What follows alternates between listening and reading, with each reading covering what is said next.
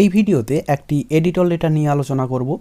বিষয়বস্তু poor condition of street lights in our locality. তো চলো শুরু করা যাক।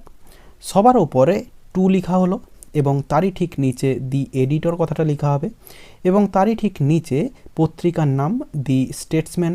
এই পত্রিকাটির নাম আমি দিলাম, তোমরা অন্য কোনো পত্রিকার নামও দিতে পারো। এবং এরই ঠিক নিচে পত্রিকাটির অ্যাড্রেস দেওয়া হবে কলকাতা 700001। এরই ঠিক নিচে মাঝখান করে সাবজেক্ট দেওয়া হয় পোর কন্ডিশন অফ স্ট্রিট লাইটস, এটি হচ্ছে সাবজেক্ট দেওয়া হলো। এবং তারই ঠিক নিচে বাম দিক করে স্যার বা ম্যাডাম কথা লেখা হবে এবং তারই ঠিক নিচে থেকে বডিটা লেখা শুরু হচ্ছে। দেখো, I shall deem it a favor if you allow me a little space in your paper to draw the attention of the authority about poor condition of street lights in our locality। তো বলছে I shall deem it a favor, আমি একটি দয়া বা আনুকূল্য বলে মনে করব, if you allow me, যদি আপনি আমাকে অনুমতি করেন বা দেন, এ লিটল স্পেস, একটি ছোট্ট জায়গা, ইন ইউর পেপার, আপনার কাগজে, টু ড্র দি অ্যাটেনশন, মনোযোগটি আকর্ষণ করতে, অফ দি অথরিটি, কর্তৃপক্ষের, about the poor condition of street lights in our locality, আমাদের অঞ্চলে বা আমাদের এলাকায় স্ট্রিট লাইটের খারাপ অবস্থার জন্য বা খারাপ অবস্থা সম্পর্কে।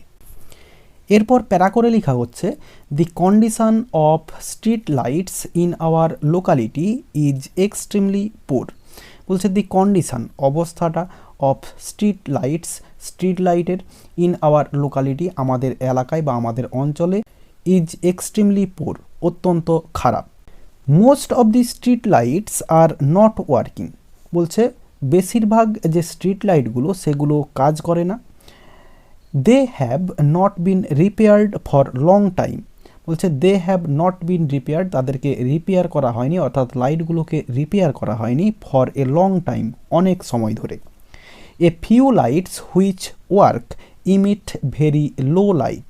বলছে a few lights which work, অর্থাৎ যে কম সংখ্যক লাইটগুলি যেগুলি কাজ করছে বা যেগুলি কাজ করে, ইমিট ভেরি লো লাইট, খুবই অল্প পরিমাণ আলো দেয়। At several places there is no street light at all.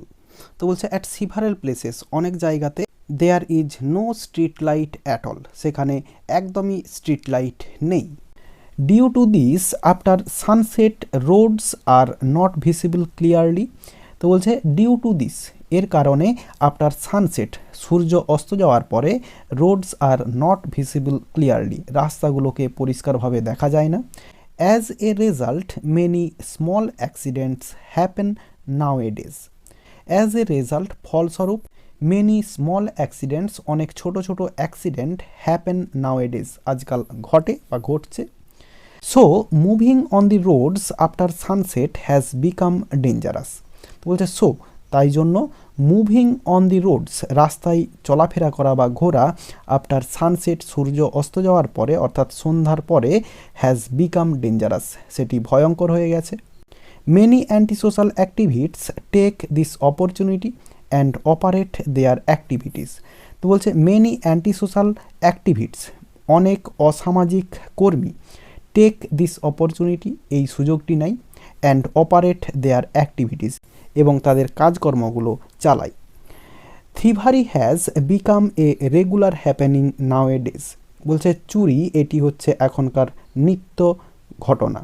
At several places the electric wires are hanging which may cause of deadly accidents.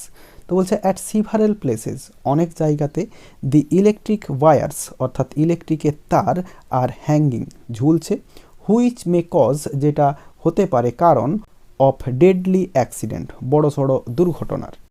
এরপর আবার প্যারা করে, so I request you to publish an editorial comment on this subject to draw the attention of the authority.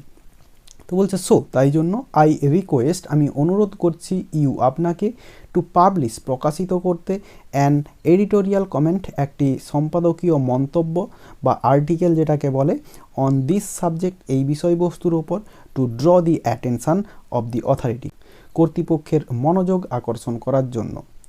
If you come out with a suitable comment the authority may be stirred up to take proper action.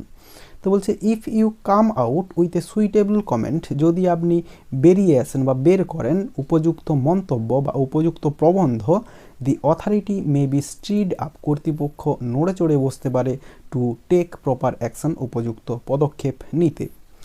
এইভাবে বডিটি শেষ হবে এবং বডিটি শেষ হওয়ার পরে তার ঠিক নিচে বাম দিক করে থ্যাঙ্কিং ইউ কথাটা লেখা হবে এবং তারই ঠিক ডান দিকে একটু নিচে করে ইয়োর্স ফেথফুলি কথাটা লিখে তার নিচে নিজের নাম হবে, অর্থাৎ যে লিখছে চিঠিটি তার নাম, এবং তারই ঠিক বাম দিক করে হবে অ্যাড্রেস হবে, যে লিখছে তার ঠিকানা, এবং ডেট হবে, যেই ডেটে চিঠিটি লেখা হচ্ছে, এবং এইভাবে এডিটর লেটারটি শেষ হয়ে যাবে। তো আশা করি বোঝাতে পারলাম। এই ভিডিওতে এতটাই, দেখাবে নেক্সট ভিডিওতে। ভালো থাকো সবাই, ধন্যবাদ।